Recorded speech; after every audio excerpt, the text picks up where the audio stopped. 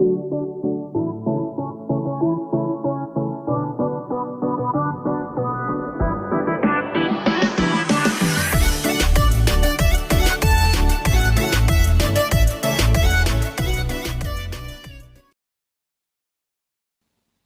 ni som ni Christmas la thleng ri lo ma se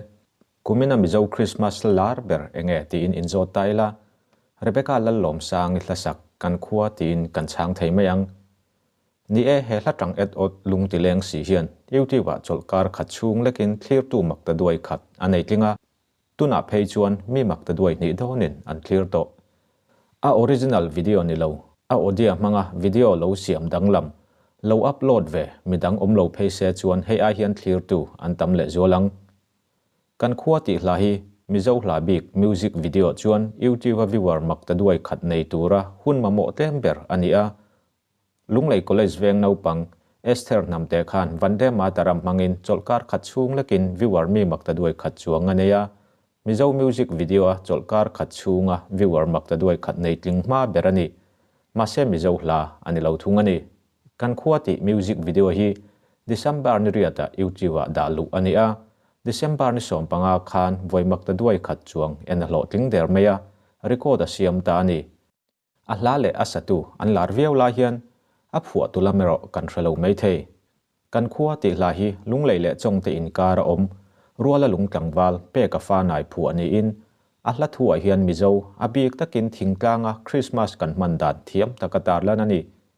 a hla hi mizo te Christmas la nei tlem chi tang tha et ot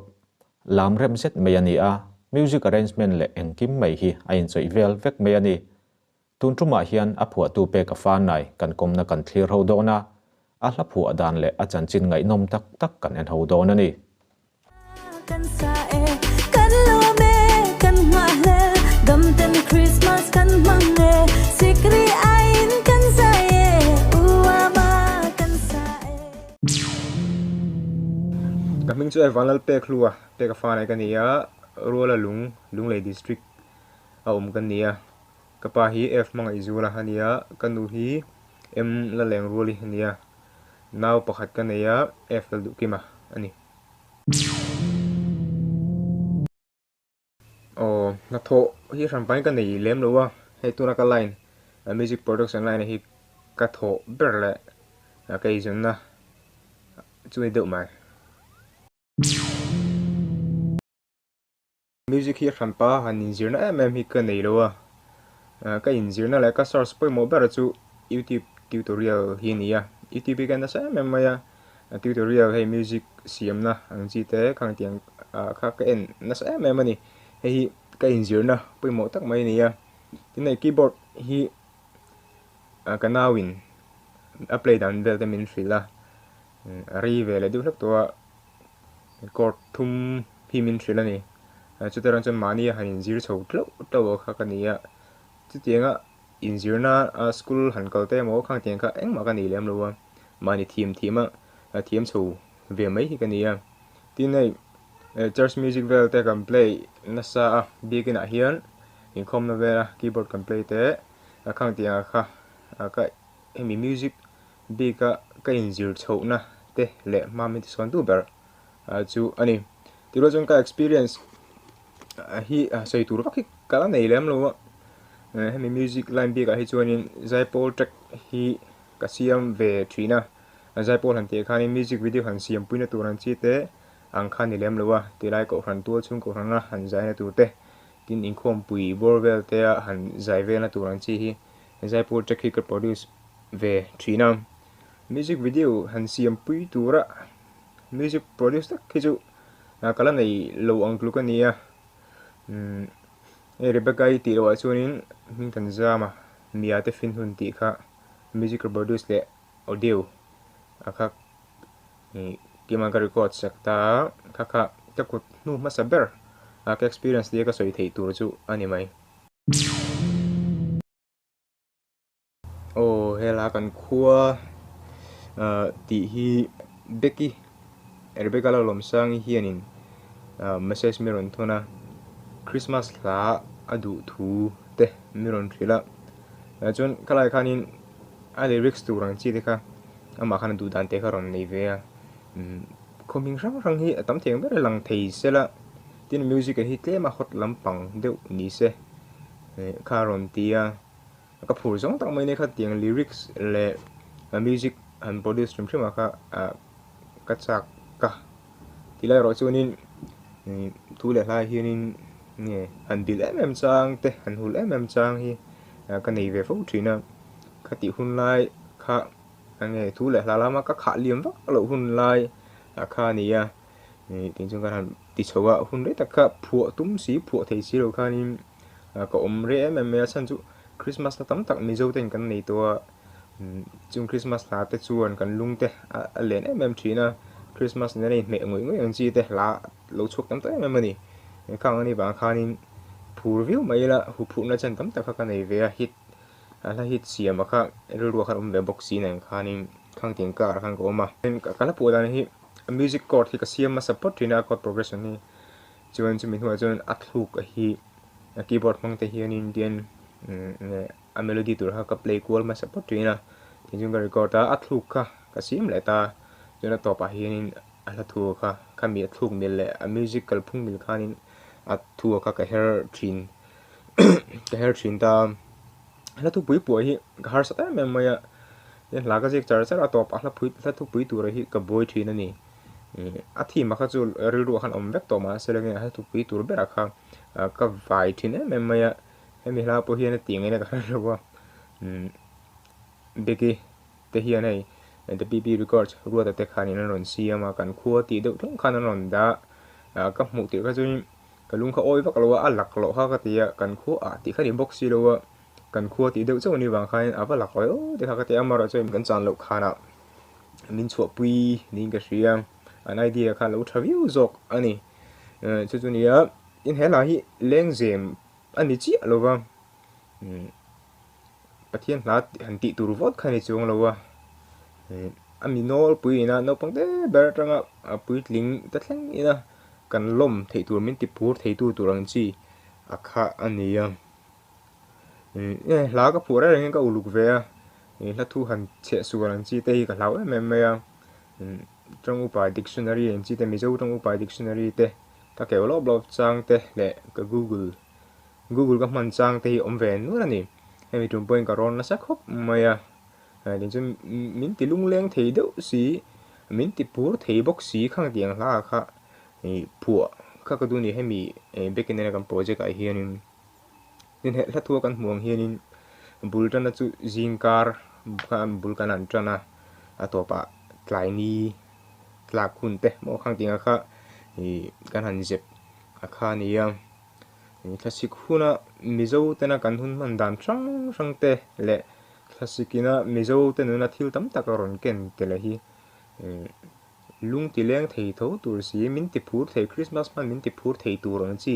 khang tiang chi hla thu ka ka dab ve na se me me ve khat ngai thla ka han hriat thiam nga la han sak pui thei ngal tur an chi te ngai thla ka han feel ngal vong vong thei tur an chi kha ru man ka ka du ni ka be ve na se khop me ni atla khang kan muangin dai fi ma fare jingkar chuan ti sirwan thra me nilu malo chu ei jingkar boruak classic jingkar boruak kha ni nge ni khatia akluk le a music ina amiron pam chowa ba feel ngal vong vong thei tu chi khang tiang chi khain classic hun la ya jingkar boruak ni boxi ni akha kan ti kha ni ya churai chun akal zela eng helban sanin nilum kanai za eng helban sanin nilum kanai za thorim na kiang ti te kha ni ta hei classic hun lai Christmas bor so ve lai chunin lo nei tu te na thok tu te po ni kan na tho te lo zowa bu seng hun te lo pel to di khan ol len hun lai kha ni tin chu tiang bokin na rang thok tu te po ning aning chu mi tin mai ha kan ol thonga classic hun ka nuam deuh main eng tho tak mai khan kan enjoy enjoy nilum malo chu ani lo tlang sang ani nilum te kan aya ha classic hun ka kan mang thria ni kha kan mizo ni kan mizo culture a bet ve tat ani wang khanin je tel lo thelo ning ka hria kalai ka kan da tel bok khania tina thun na kan hmuwa kan khuwa mastom turin alen rul tan mastom turin kan fuane ti leng kan an tran chwa mi zo tena kan kha le mem thin chu kum tlu anin tian mun thana te kan oma in engeng mo kan thoka mun thana ka lo poni ta serengim mani khunga ya Christmas man hi kan tum dan du ber thina hi mi in ka herveya din chuan kumalo to pa mani khu ho hun te kan kha le mem thina zirlai te tam pe chuan anga le lom tak zeta chung kuwa Christmas man te then le rul te na mana te kha kha nge kan nuna bet bet la ni wang khanin he hla kan khua ti a hin kan an tel khania in ga nge ni Christmas hin na kan tel nge chu mi zo ten na chuan zai le lam te ania khalai kha pochok theng tur ber khanin a hla thui kan an da khania uama kan sa ti te hela hi uama kan sa ti lai hi zo na tam khop me uama te sak chi mani le ti te zo na tam takhi oma dik value thu tur ka ngai than chuan uama hi Christmas soina kan manga ahmana man chi ni te an han tia adik veka adik na rai chin te po ma ti ro chonin uama ti a tro bula chu kan thave ka hla ni Christmas hla ni ka taranga ron ping chu kha ni hemina atila ina ko tum ber chu uama kan sa ti na ko tum ber chu Christmas la kan sa Christmas la in pathian kan choi moya kalai mas buruak bor vela kan hla sak thin akha aking til veka ni tila kha kan soi tel du boga chu na pui mole ber apui mole em le ke manuna ke manu le he la in relate na pui molai ber ka ti ve chu tio chum ti le tlang sam par ti lai hi nia hey zingkar te kan han lenga tlang vel te kan han thira kor ruam te kan han thira tio chum ina ron bo po varo ngai bo po varo po maya kan han zina sumo vela te motor kan han chuanga ngai ni zingkar kan han zin chuanin han hoila tio chum hi apu zer mai ni khalai akham no pon du lai phe chuanin khami tio chum cha deu mai ka han liu te han jen te kha chak mem thina khalai te kha kan tar lang akhania din tlang sampar a hi ka ru da le na chan deu ber chu tlang sampar hi kan thrianga rim tuina nei chong siro par ve tok pa hi nia hetia enna hetia han thire chuan hlutna em po nei chung lo rim tuina nei lo wa chinga par moi tuk tia han soi tur khan nilam lo par var deu ta phani amaro chu thasika hi nge nge par ve thina rim tuina le nge ni moi na em po nei lo ma seleng rin om takin pangpar dang te ang thu khani na ron par chu ve in chu thasik hun hian ron moi thina mizo te ne na in relate tak thei tur si thingtlang mi ni mo ko pui mi ni mo ne in relate tak thei tu ang bera he lai ka sim ve ni min ti lung leng thei tur si min ti phur thei tho tur si khang tiang chi hla akha ani basi ai de in mi puin mi lo hlut saka chu ti nga han hit em tu he tiang din hun thleng tur chung ka be sei mi alo wa alo om leng ka ria ama beki hian za thiam em maya aw mil turang bera akhu ka siam le ka han herrem akha nia din ama hian a rom pol dani thiama ama version ti mayang engeni special na pho chuak thei turang hian a thlu ka hi name deuh si khang tiang ang khan ama version ang khan in a ron leta aron convert deuh ni ka ria aslar ang chi te khang tiang ne deuh khanin min alu ku em ani kha khanin nge alowa thatu te benga khanin atinga inom tur khanin i mang thiam ka ti hian nge ni hela lo hit thi da tur tan hianin apuina sa memani bikio hian tika kan sui dua chunin audio recording hi the pb record cha tia ruatan akhoya athim ka tia mixing dante le ngeni music nena in chei dana han her te kha thim memaya chunga khalom tu kan soi du bok chunin videographer hi bon ka tia idea ni tha memaya la thu nena in relate to hianin video angle engkim mai akalar ton thleng hianin akhoi thiam ga tia dama chung thui fakom tak zeta chunin a video kan thiranga no panglam te kan hmu som te chang ke te tin omomi teuna omomi le opui te lam thim em ya ka khani na sa ta ke na video kha ngeni ati hit ninga shria asan chu video kan thlir mi wa video kan thlir mi wang khanin video chunga object rang rang kha mi puite mi titlai tu ni wangin nasa takin he halu hit thena tur tan hianin min pui ni ka be sei mi alwa he ting em ma hit hi alo tak zet ni nia ko rang rang mention an nia je ka shaiton khanin bek hianin ko rang rang ming hi telila atia aron soya a tha ka lu ti khop moya ka phura me ma san pakha chu hei ruala lung kan khuwa nia mi tam taken an shalo ni chimlam kan ni wang te hian ni ngam tin he khoming kan khoming ron nan ve chuna hian shet policy kan nia so ma marlama sun rual lung khuwa awma chumi nan chun khoming e ang khop maya shet policy kan ni fowa rual lung zok hi mi tam zok kan lo shalo thina ka mi pho chu thena rem chang tak khanin ka suya heng wang ka phura chit ni lo wa chun aba ka hi a ran pa han tarlan chan em kha ka nei chi lem lo wa o ma sabra chun aizol ka karon da aizol ne in connect tur khanin pangzol akha ka manga name play ni ber me ju aizol le pangzol zol in connect chota ting khan ahlat dangzela ponita lung leite lungdai lungle lung in connect khang ten chi kha anita tin rual lung la champai te kala kha chun rual lung la champai ti ka in connect lo view moya sei tong khanin rual lung ti kha kan khuwa ti kha han choi tel ve kha ka du awang khania ba ka chun han mention chan me ma kha ka nei lo ni khoming mi pui ano pui na kan thriat lo kha aron om zu zuwa khang kha ni ba pho chu na tur ni parolin name play tur ta na lo rem chan em bang te khanin ka zep telani bekin en hian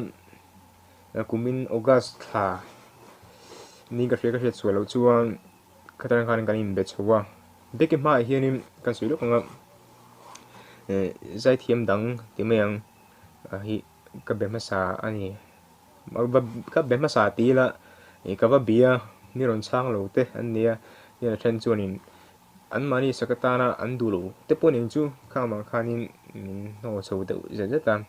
atopa hianin ka thianu pakhat ne rang hi bigi number hi ka deal ta chuan min pe a kanin be chota demo ka bathona la pakhat te chu release ngal mei kha tuma amaro chu lockdown vela wang khanin a boi pui chen zom thei talowa pathian rem mate chon ta komla ma hin release thei tur ngai taila chumi hla vela boi pui chung chuanin dam ti hla kha ka phua a dam ti hla hi zan khat thil thu ka phua zo va ka nia darkar ahla thu hi ahla thu le thu kai darkar thum vela hin ka zowa ka phua sam khop maya ka phua zowa a music te nan kan te zowa beki bok chu ka va pele a lyrics te athira ahla thu te amoi atia alo du le me maya ni chonin ni khatra ka ran thok chowa chon dam hi a release ma sa ta zo ka country tangin thamasa khanin MDM channel a release dam apoi soi tu tam tak kan e mar jo sei vek sen ani lowa dam ka phua chu dan te akha sei vek sen chu ni lowanga khang ve atanga thok chu akha kan nia beki thopui no me maya thil du uluk de si amaro chu thil hra thiam mai si nia emi the ting din hum ga thlen theina chan pui mo tak mai pakhat ani ve ni a ole ka hlati a inzul thi maya ei midang pon min tia beki chu sakti lo la re peka la lom sang chu sakti lo la he ting din huni hlati an thleng lowang hian ti fowa a dik ka tia a o nena in mil tur te alo ni ba ka hian ama hian sa thiama hatin a ti hot thiam maya achunga point kolom tak zat ani ti kha kan soi tel du bogam ma chop phi ka nei venu la la phu bi ka ni ta selangin la phu le music produce chung chang a hianin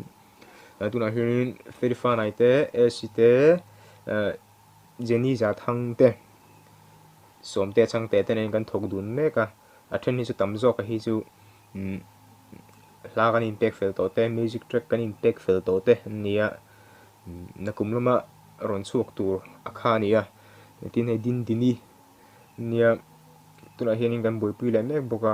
alo zai tan tir tur ania o thede mai zai thiam de mai nia manen po thada ka thok dun the tura kan ngaya tin mi dang dang then zol lama ai kan thimpa tinas production nera thok dun hianin la le a music kema produce ni si in ting chunin la siam chho le te kan tuma chunin projector chu ani chi long hai lyrics video chu kan da to tho kema channel youtube channel kan lp download ka thimpa nen hianin ni kan la pakhat kan ti chuaka chu kum thar lama hi chunin official music video nera han ti ve te ka kan tuma helai bi ka kan soi chuna sana chu